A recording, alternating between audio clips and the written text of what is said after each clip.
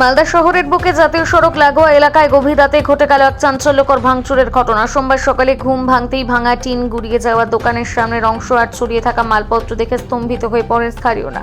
ঘটনাস্থল 19 নম্বর ওয়ার্ডের নবীন হল সংলগ্ন এলাকা। অভিযোগ, রবিবার গভীর রাতে অজ্ঞাত পরিচয়ের কয়েকজন ব্যক্তি দুটি জেসিবি মেশিন নিয়ে একের পর এক দোকানের সামনে ভাঙচুর চালায়। অন্তত 12টি দোকানের সামনের অংশ ক্ষতিগ্রস্ত হয়েছে। দোকানদারদের দাবি, গত 2 বছর ধরে ওই এলাকা থেকে তাদের উচ্ছেদের চেষ্টা চলছে। সে নিয়ে হাইকোর্টে মামলা দায়ের করা হয়, যা বর্তমানে বিচারাধীন।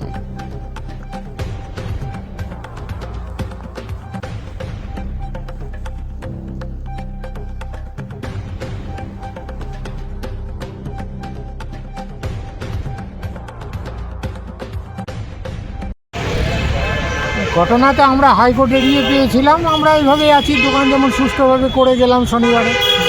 রবিবারে দেখলাম এখানে অনেক লোক ঘোরাফেরা করছে, সবই করছে। রাতে 2:30-র সময় হঠাৎ ফোন পেলাম যে আমাদের জেসিবি দিয়ে দোকান ভাঙা হচ্ছে। তারপরে এসে দেখলাম জেসিবি নেই, ইলেকট্রিকের শাটারও নামিয়ে দেওয়া হয়েছে যাতে তারে জেসিবি না লাগে। ওই দিককার পোলে শাটার নামিয়ে দিয়েছে। তারপরে রাত্রে দেখলাম সমস্ত সঙ্গে সঙ্গে 100 নম্বরে ফোন করলাম, পুলিশ আসলো। পুলিশ আমাদের সাথে কথা বললো, 2 জন পুলিশকে রেখে গেল, সিভিক ভলেন্টিয়ার রেখে গেল, আমাদের নিজেদের গার্ড ছিল তাদেরকে ডেকে নিয়ে এসে রাখা হলো এখানে। আবার এই সকালে শহরের মধ্যে এইরকম একটা ব্যবসায়ী প্রতিষ্ঠানের ওপরে হামলা কিভাবে দেখছেন আপনারা? খুব খারাপভাবে দেখছি। এর থেকে খারাপ তো কিছু হয় না। পশ্চিমবঙ্গে এরকম হয়েছে কিনা আমার মনে নেই, মানে টিভিতেও দেখিনি কোনো দিন যে একটা দোকানের জিএসটি আছে, লোন আছে, এত বড় বড় দোকান, তারা এত বড় বড় ব্যবসা করে। প্রত্যেকের পেপারস চেক করা হয়েছে, চেকেও কিছু পায়নি। তা সত্ত্বেও আমাদের দোকান এইভাবে ভেঙে দেওয়া। কারা করলো এই ঘটনাটা? হ্যাঁ বলুন। কারা করলো এই ঘটনাটা কিছু অনুমান করতে পারছেন? অনুমান করতে পারছি যে যাদের বিল্ডিং ছিল তাদের ইন্ধনে কাউকে টাকা পয়সা দিয়ে করিয়েছে। সে তো ভদ্রমহিলা তো নিজে করতে পারেনি, ভদ্রমহিলা তো নিজে করতে পারবে না, কাউকে টাকা পয়সা দিয়ে করিয়েছে। কি নাম আপনার? আমার নাম সুকমল মজুমদার। আমি বাড়িতে ঘুমাচ্ছিলাম। আমার এই বিল্ডিংয়ে একজন দোকানদার অমর শিকদার রাত্রিবেলা মোটামুটি 1:30টার সময় ফোন করে বলছে যে 2টো জেসিবি এখানে সব ভাঙচুর করছে, সব শাটার ভেঙে দিয়েছে। তো তৎক্ষণাৎ আমরা দৌড়ে এসে দেখি, আমরা আস্তে আস্তে জেসিবি 2টো পালিয়ে যায়। তো ওই অমর শিকদার ওই জেসিবির পিছনে ধাওয়া দিয়েছিল, ধাওয়া দিয়ে অনেক দূর অবধি গিয়ে জেসিবি 2টোর নাম্বারও নোট করে নিয়ে এসছে এবং জেসিবিটা ওর গায়ের উপরেও চালিয়ে দেবে এরকমভাবে মানে অ্যাটাক করেছিল, কিন্তু ও কোনো রকমে বেঁচে গেছে। আপনাদের কি কোনো আগাম নোটিশ দেওয়া হয়েছিল? না, আমাদেরকে কোনো আগাম নোটিশ দেয়নি। আর নোটিশ দেবে কি? আমাদেরকে তো হাইকোর্ট তো অর্ডার দিয়েছে যে এই বিল্ডিংটা ডেমোলিশ করা যাবে না। আমাদের কাছে তো সেই অর্ডার আছে। তো আমাদের কাছে এখন অর্ডার আছে, ডেমোলিশ করা যাবে না। তো রাতের অন্ধকারে কিভাবে এটা করতে পারে? একটু উত্তর দিতে হবে, প্রশাসনকে উত্তর দিতে হবে। থানাতে জানিয়েছেন? আমরা থানাতে 6 তারিখে একটা জিডি করেছিলাম।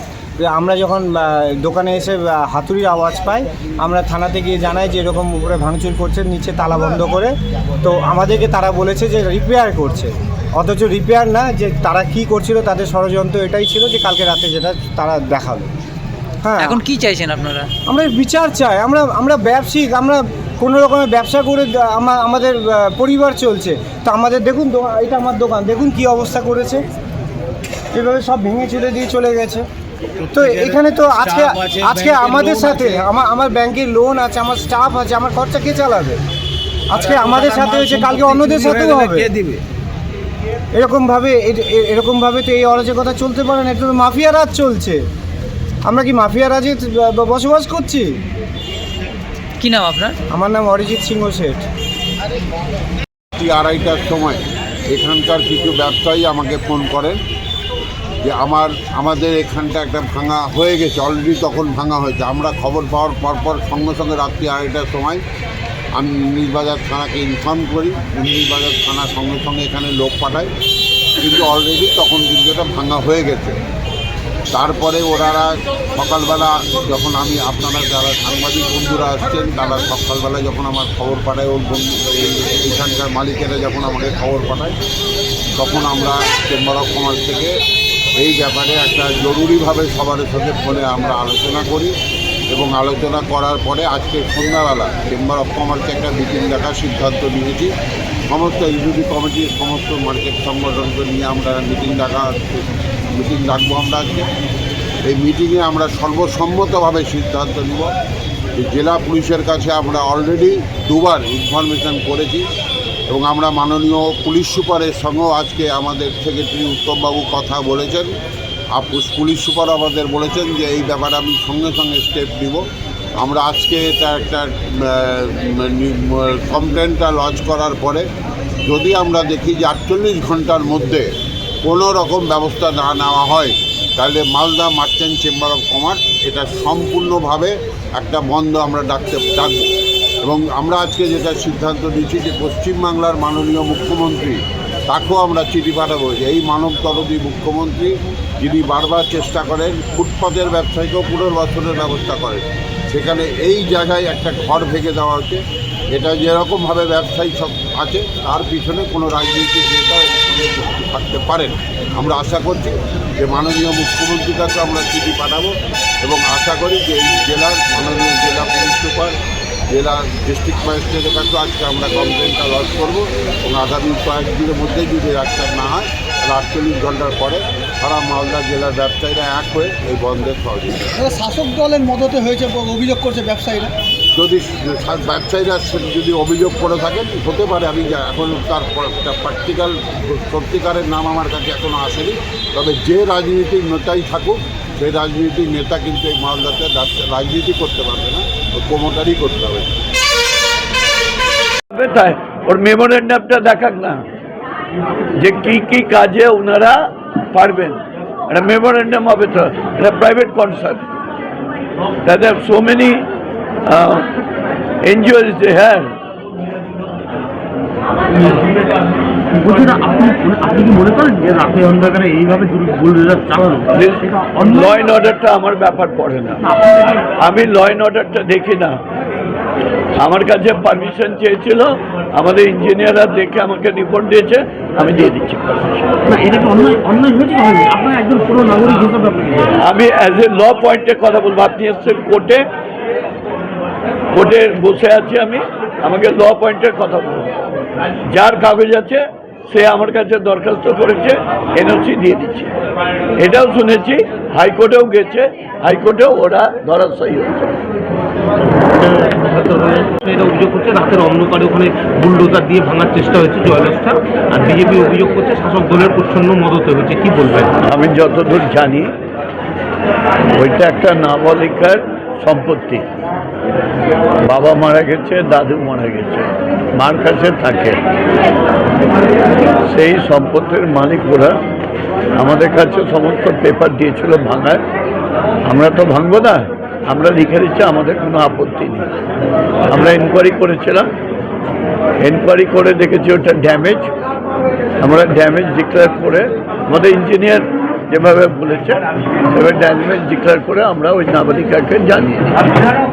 বলছি রাতে যদি ভাঙতেই হয় তাহলে তো পুলিশ প্রশাসন নিয়ে গিয়ে দিনের বেলা ভাঙতে হতো, রাতের অন্ধকারে এইভাবে যাওয়াটা এটা কীভাবে দেখছে? সেটা ওরা দেখছে।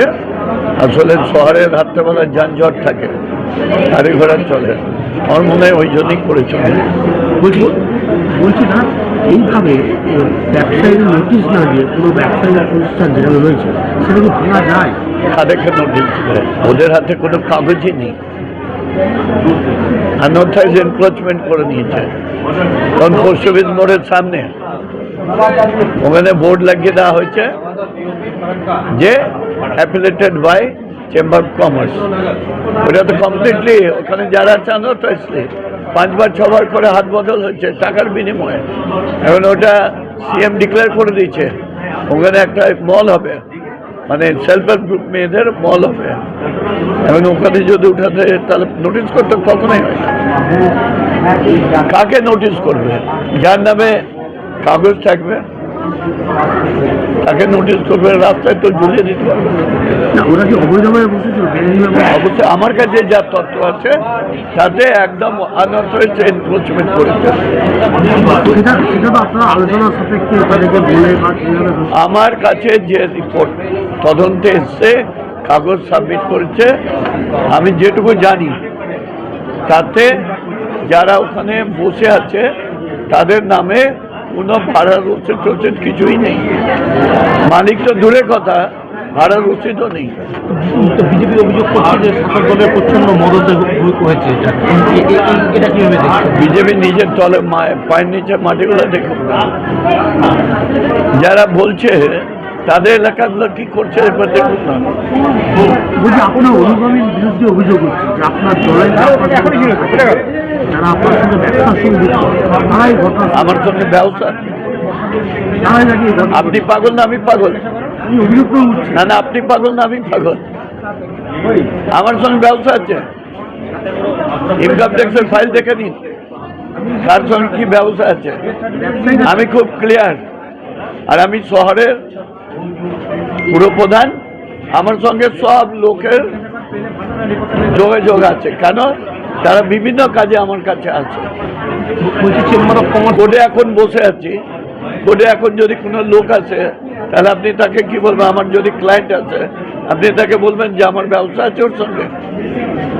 বলছি মার্চেন্ট চেম্বার অফ কমার্স বলেছে যদি ব্যবস্থা না নেওয়া হয় তাহলে তারা আন্দোলনের নামে ব্যবসা বন্ধ। আমি এইটুকু জানি, চেম্বার অফ কমার্স তাদের নৈতিকতা কি আছে আমার জানা নেই। সব জায়গায় মিউনিসিপ্যালিটির জায়গা দখল করে বসে আছে, লিখে দিচ্ছে যে অ্যাপিলেটেড বাই চেম্বার কমার্স। গভর্নমেন্টের জায়গা দখল করে আছে অ্যাপিলেটেড বাই চেম্বার কমার্স। ড্রেনের উপর বসে গেছে অ্যাপিলেটেড বাই চেম্বার কমার্স। মালদার ইংরেজবাজার শহরে জাতীয় সড়কের উপরে পুরনো জাতীয় সড়কের উপরে একটা বিল্ডিং রাতারাতি কেউ ভেঙে দিচ্ছে, ব্যবসায়ীরা অভিযোগ করছে প্রমোটা চক্র কাজ করছে, কি বলবেন? দেখুন, এখানে প্রকৃত তো ব্যবসায়ীরা দীর্ঘদিন ধরে আছেন।